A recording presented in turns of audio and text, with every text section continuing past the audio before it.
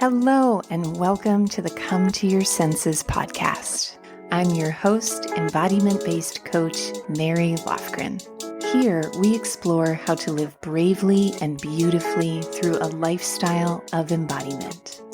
You'll hear gems to empower you around mindset, mindfulness, somatic psychology, and neuroscience, as well as beauty, food, style, and the art of slow living to meet your soul through the senses. I am so happy that you're here. Let's begin.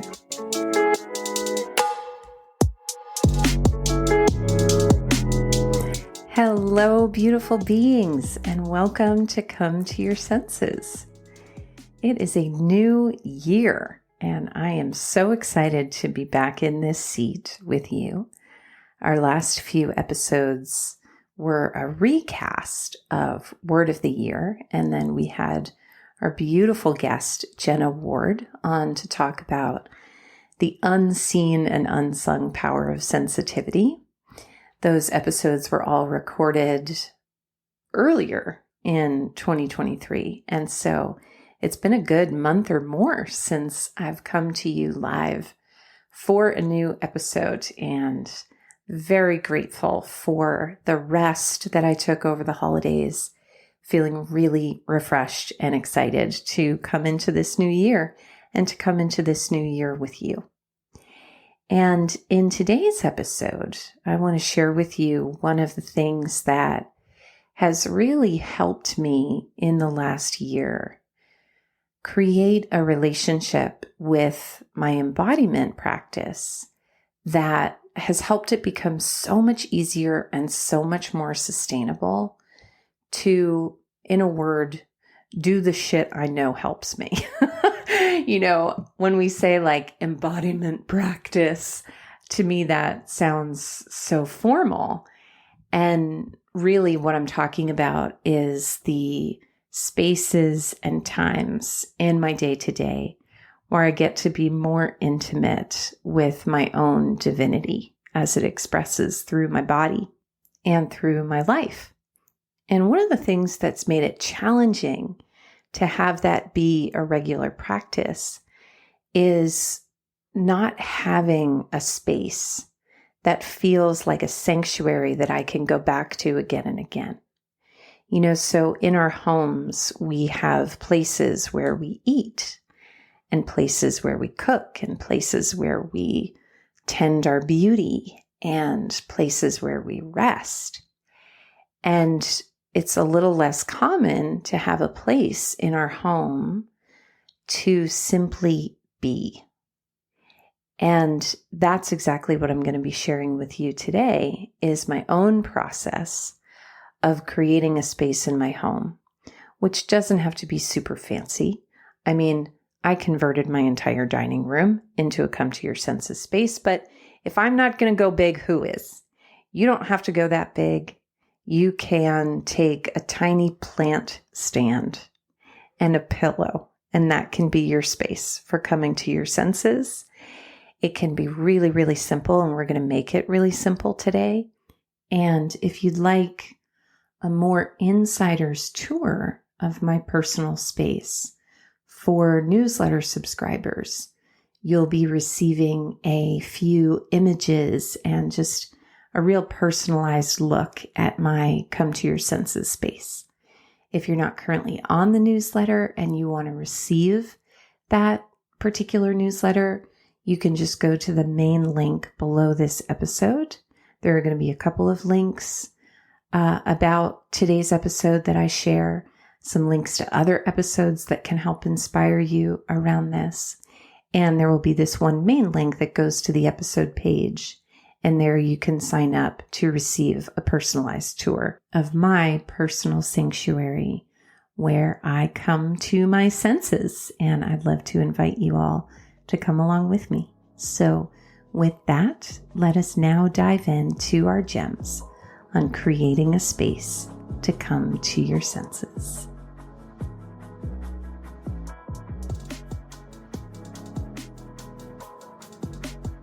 And so first of all, where we begin is with that phrase, coming to our senses, and what that really means. Because if we're going to create a space in which to come to our senses, we want to be really clear about what we're anchoring into. And over the holidays, that's been something I've really been deepening into, is the essence of that as we begin the Come to Your Senses coterie, which is my group coaching program that has begun this January. A new round. We've really been distilling into that.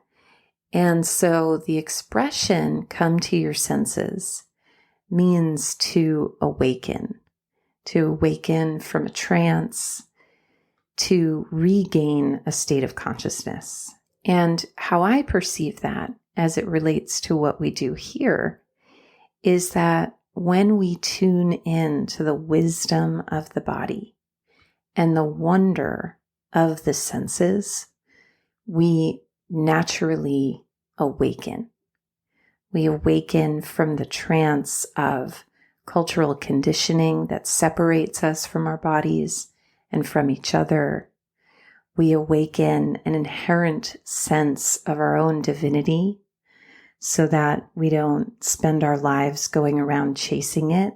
We instead create our lives from this place of owning it and sourcing it from our center. We awaken nerve endings that have been shut down or deadened over time due to chronic state of fight or flight or past trauma or numbness in the body. We start to feel more deeply, more fully, and therefore we can be more intimate with ourselves and intimate with each other. And these are just a few of the ways that we awaken and come home to ourselves when we come home to our senses. And a quote from Charles Dickens that I found as I was preparing for this episode is, "Home is the heart's anchor." And so a come to your senses space is a space that is created in your home. However, if you are one of my dear beloved digital nomads out there, as I am sometimes too, and you don't have a physical home or a consistent space, no problem. We can still create a space that travels with you wherever you go, or if you travel a lot for work or for family, whatever. This creation of a sacred space in whatever space you dwell in is really just a mirror for the sacred spaces within yourself to sink into your heart's anchor. And the second gem is another principle that we practice here, which is feeling first. When you imagine having a space in your home where you can come back to the sacred, come back to your heart, flow and move in your body, indulge in simple pleasures, how do you want to feel in that space? And so in a previous episode, I talked about how growing up, my dad worked for IBM, and IBM's slogan, IBM was a computer company, still is, and IBM's slogan is just think. So like all over the house would be just company swag that said, think, pencils and signs and plaques and bags and things like that. And it's a common expression, think first, think before you act. And there's a lot of wisdom in that.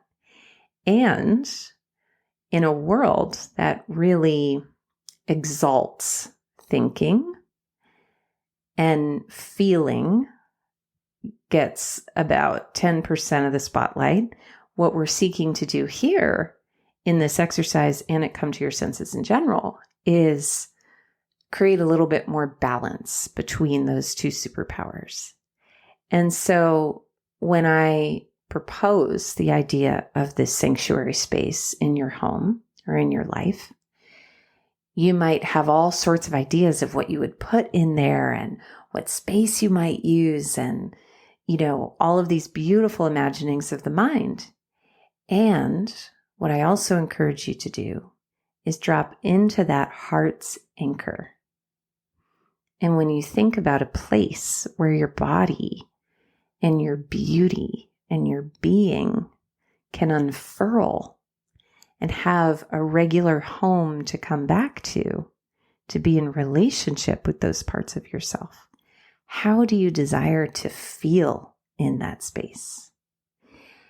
And whatever those feeling words are going to be your keywords. Those are your compass to move and propel you in the direction of your actions. So if you're a person who, with projects, tends to have a very strong start and a very doughy middle, like pulling bread out of the oven and it's still doughy in the middle, and then a very burnt out or non-existent ending, what you might want to consider, once again, is that connection of feeling and sensation prior to action. Because let me tell you, there is no lack of ideas in my little brain of actions I can take, things I can create. I have a really strong drive. But that drive drives me into the ground if it is not fueled by feeling. And when we have a hard time completing a project, often the missing ingredient is not our drive, it's that fuel. And fuel comes from feeling. So how do you want to feel in that space? Is it relaxed, comforted, alive, stimulated? There's all sorts of desires that you might have that will be right for your body. I think for myself, one of the reasons I've resisted this for a long time is because I thought I would have to have what a therapist once called bouncy ponytail space. Like, she was talking about how she thought that in order to be happy, she would need to meditate every day and go to yoga all the time and basically walk around with a bouncy ponytail in a state of serenity. And that what actually makes her happy is like pizza and Netflix. And it was a real mind-blowing moment for me personally in that therapy session. Thank you, Bryn. And in my own come to your senses space, it's like, I love you, crystal lovers out there, and crystals just don't turn me on. What does turn me on is an image of Billy Porter decked out in a gorgeous hat with lace fishnet gloves. That inspires my spirit. And so inspiration and life force is a really important word for me and how I want to feel in my come to your senses space. And then from that foundation of feeling, your beautiful mind gets to come in and fill in the details. So the most basic needs for a place like this are a place to be, so like a place to sit, whether that's a chair or a throw pillow or a meditation cushion, whatever, and a place to place things. So like a small table, a plant stand, it doesn't have to be super fancy. You really just need your things and your body. And ideally, some privacy. So in my come to your senses space, it's a big open room, but I have it divided from the rest of my house with a beaded curtain, this beautiful, it's not bamboo necessarily, but it's like a wood beaded curtain. It's lovely. And it brings a really nice textural bohemian feel to the space. And it just creates that little line of demarcation where it's like, oh, okay, I'm not just going from the kitchen to this secondary kitchen space. I'm entering a totally new dimension. What I also did in that room is my kitchen doesn't have carpeting, so I put an area rug in that space so that there's that additional line of demarcation between the space. So what that might look like for you, I'm imagining a corner in your bedroom or in your apartment where maybe you have a small area rug or like a sheepskin pelt, like a faux sheepskin pelt or a real sheepskin pelt. They sell those at the farmer's market in my neighborhood. They're always so beautiful. So some element of containment can be really, really helpful. And then in that space, how I choose to furnish that space for myself is with objects that possess beauty as well as meaning. And so, for example, I have a framed quote from one of my favorite mystics, John O'Donohue. And it was actually a client and a friend wrote in her most exquisite handwriting this quote on a greeting card that she sent me. So lovely. And so I actually edged it with gold leaf and put it in this beautiful frame. The card itself is like 4x6, but the frame is one of those big squares that has like a mat with a small opening. So it has a lot of impact. That's one of my favorite possessions in that room. I also have a plant hanging in a mirror ball plant container, whatever you call those things. I do not have a green thumb, but hanging plant container. I'll put a picture of it in the newsletter post. And it was a Christmas present. She was telling me about how she had gotten me this gift for months that she just felt like was so me. And I cherish it so deeply. And it creates this beautiful light in the middle of the day that sparkles around the space. I also have in my space a couple of different altars. And so again, I'm working with an entire room. So I have an altar to some of my bigger desires. I have an altar to the season that we're in. We just completed the season of Yule. So I had an altar set up to celebrate that season. I have an altar that has just kind of precious items. Like I was in my hometown recently and I bought this beautiful candle that I swear to God, I have been eyeing for 25 years. There's this store in Rhinebeck, New York called Summer Moon. And growing up in the Hudson Valley, I would go there and I would just moon, I don't mean that as a pun, but I would just gush over the things in that shop. And one of them was this beautiful green candle holder that I swear to God, I have wanted since, I was a teenager, and they still had it when I was there recently. So sister snapped that right up, and it now furnishes my Come to Your Senses space. I also purchased at Summer Moon this beautiful tin garland with horses, and I have that hanging in my home. And so these are all objects that are aesthetically beautiful, but all vibrate with a deep sense of meaning to my soul. The second thing I would highly recommend having in your space is things that help inspire your spirit. So I have this beautiful basket that has the current rotation of books that inspire me. So right now, some of the books that are in there are the Koya book, Navigating a Life That is Wise, Wild, and Free by my friend Rochelle Sheik.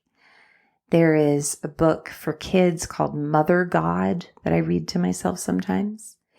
There is the Radiance Sutras by Lorin Roche, which is beautiful. There's the book This Here Flesh by Cole Arthur Riley, which is a gorgeous love letter to the body and to liberation. And these are just books that sometimes in the morning I'll just pull them out and I'll read one paragraph. And that will be like, my oracle card for the day or my oracle reading. And then, of course, I have sensory elements in this space as well. So there are candles, There's a beautiful incense holder. I have a beautiful Bose speaker, which, gotta say, I bought myself this speaker like 7 years ago when I was going to teach a retreat and I needed to bring my own sound system. And so I splurged on this expensive portable speaker. And man, that thing has stood the test of time and it plays so loud. And I just freaking love it. It's like one of my favorite possessions. So toot toot for Bose. Well done, you. And I'll include a link to that in the show notes of today's episode. So these sensory elements, once again, it's like, I can't tell you how many times I have resisted dropping onto my mat to do a movement practice because it's like, I don't want to play music from my phone. Like the mind will come up with the most juvenile reasons not to drop in.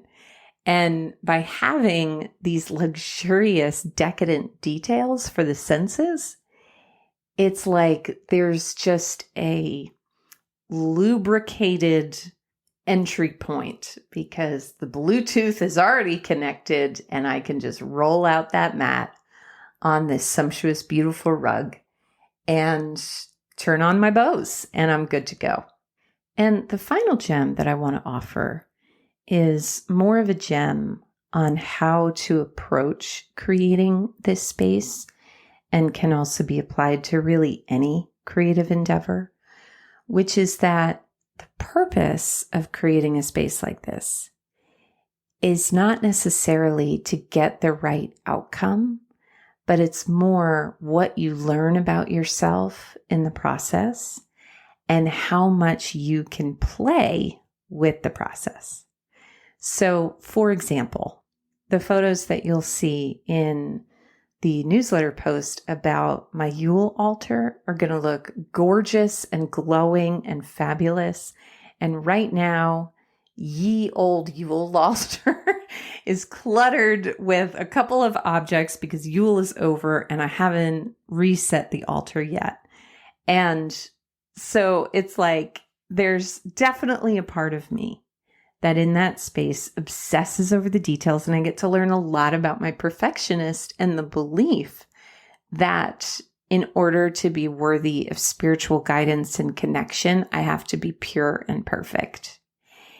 And so blessings on the clutter that is currently on my Yule altar. There is also, because it's my dining space, when people come over, I wiggle my dining room table to and fro. And sometimes that process happens immediately after they leave. And sometimes it takes a week or maybe two. And so my come to your senses space is taken up by a dining table that every time I see it, I'm like, oh, got to move that thing back. And so I share these details with you because once again, my inner bouncy ponytail greatly confuses perfection with happiness. And my experience, my real human lived experience, is that those two things are two very different things. There is no way to do this right. And I dare you to, rather than trying to make it pretty or perfect or whatever bouncy ponytail might tell us it should be, is to make this experience one of wild play, comedic failures, like pretending one more time that crystals bring you peace when they don't, like I do. I'm sure I'll keep doing that for the rest of my life. And regardless of what it looks like, may your come to your senses space be a place where your heart can lay its anchor. Thank you so much for listening to this episode. If you enjoyed it, I would be so delighted if you would go to iTunes and leave us a review or hit the 5-star button wherever you get your podcasts. We keep this podcast free of advertisements, and one of the ways that you can support us is through sharing your love of it by sharing it with a friend or sharing your love on the podcast review pages. So thank you in advance for your support. Thank you so much for listening. You can absolutely tag me on social media if you want to share photos of your Come to Your Senses space. I would be so delighted to see them and uplift them with a comment. And thank you again for being here. I will see you in our next episode. For coaching, classes, and community in creating a lifestyle of embodiment, head to schoolofsensualliving.com. There you'll find a free video series on how to reduce anxiety and intercept the stress response through powerful, confident body language. Head to schoolofsensualliving.com/confidence to watch your first video today.